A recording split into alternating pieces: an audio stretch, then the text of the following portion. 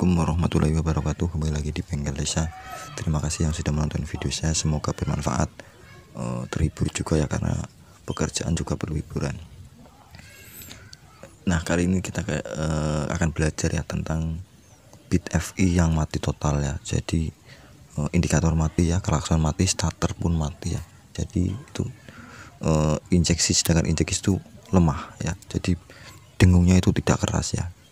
Nah, penyakit-penyakit seperti ini sudah sering sekali dialami oleh bit ya, oleh bit FI ini. Jadi banyak sekali faktor yang mempengaruhi bit FI itu mati ya. Kadang cuma sepele, mungkin aja di aki tekor, sekring putus juga bisa ya. Nah, hal-hal seperti ini kadang yang sepele yang sering kita jumpai, tapi gimana ya, sudah mumet duluan, artinya sudah pusing duluan ketika menangani hal-hal seperti ini. Karena hal seperti ini tuh sangat-sangat butuh kesabaran dan ketelitian, karena kita harus mengukur ya, mengecek kabel satu demi satu ya. Jadi tidak boleh spontan ya. Kalau spontan itu ya alhamdulillah itu pun bejan ya. Mungkin ketika kita sudah tahu akinya ya kita ganti aki. Nah, hal yang harus pertama kita lakukan adalah pengecekan. Jika mengalami seperti ini adalah cek dulu akinya ya. Jadi akinya masih bagus atau tidak. Ini penyakitnya sudah ketemu ya. Ini penyakit sudah ketemu. Cuman saya mau menerangkan cara pengecekan seperti ini. Nah, hal yang pertama adalah yang kita cek adalah aki atau normal atau tidak ya. Kalau normal, nah langsung melanjut ke sekring ya. Teman-teman, mungkin sekringnya putus atau tidak. Nah, untuk bit FI tahun 2014 ini ada dua buah sekring ya ini. Nah, yang satu ada 15 volt. 15 volt itu arus standby di aki atau kunci kontak. Nah, yang 10 ampere itu arus standby kunci kontak setelah kunci kontak on. Jadi seperti ini cara pengecekannya, bisa seperti ini menggunakan taspen yang satu ke min. Nah, ini posisi kita dulu. Nah, ini posisi off ya. Ini harus ada arusnya. Nah, jika ini tidak ada arusnya, kita bisa ikuti arah kabel ini ya. Ini otomatis ini langsung ke aki ya. Berarti bisa terjadi kerusakan kabel ini menuju aki ini kalau tidak nyala ya. Tapi kan ini nyala. Nah, kemudian ini adalah kunci kontak standby setelah kunci kontak on ya. Jadi kalau belum on, ini belum nyala. Nah, sekarang saya nyalakan kunci kontak, saya on kan.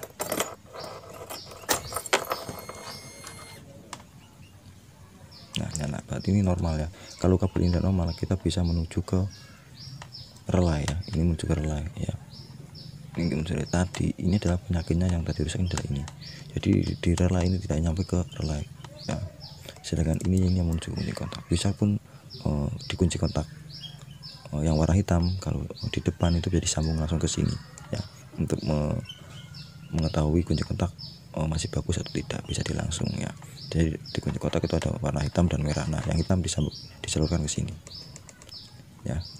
Ini yang warna hitam strip putih ya. Nah, kemudian langkah yang kedua adalah pengecekan di kiprok ya.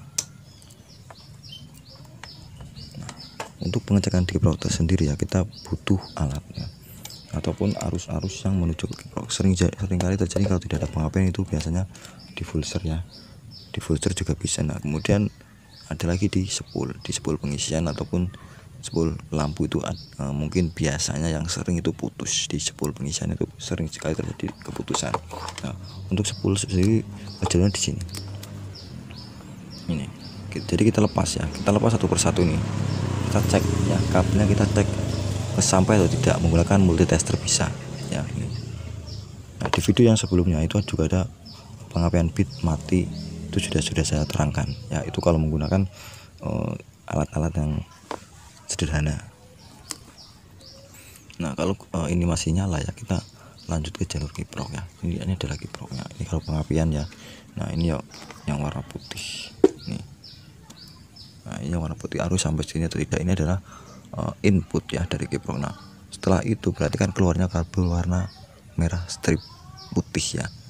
Nah, ini ketika kita selah ya, itu atau starter ya. Kalau pengapiannya itu tidak ada di starter ini, kalau ini tidak mengeluarkan percikan api atau arus, berarti kiprok bermasalah atau soketnya yang bermasalah ya teman-teman ya.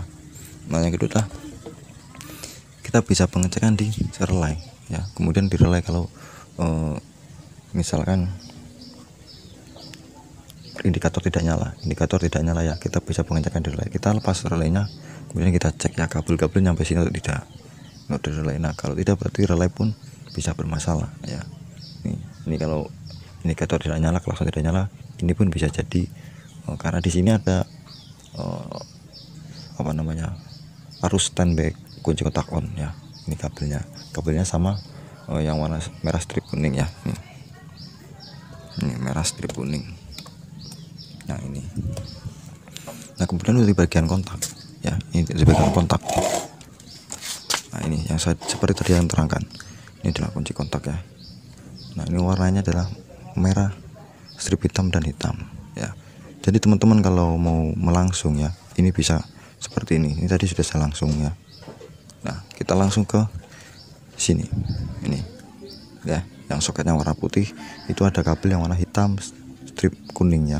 Kita bisa langsung seperti ini ya, sebelum nah kemudian kita on. Ini adalah untuk cara melangsung kunci kontak. Nah insya Allah ya, dengan cara seperti itu ya, kita teliti kabel satu persatu, insya Allah penyakit tidak gimana ya, walaupun tidak cepat tapi terselesaikan ya. Walaupun kita harus sabar, tapi penyakit pasti kita terselesaikan. Karena begitu seorang mekanik itu diuji dari ketika kita mengalami hal-hal seperti ini. Nah ini penyakitnya sudah ketemu hanya di ini ya.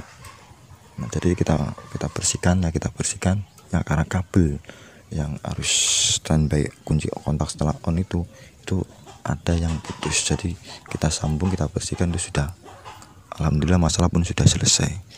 Ini sudah ketika kunci kontak on, injek ya, full pump pun langsung berdengung dengan keras.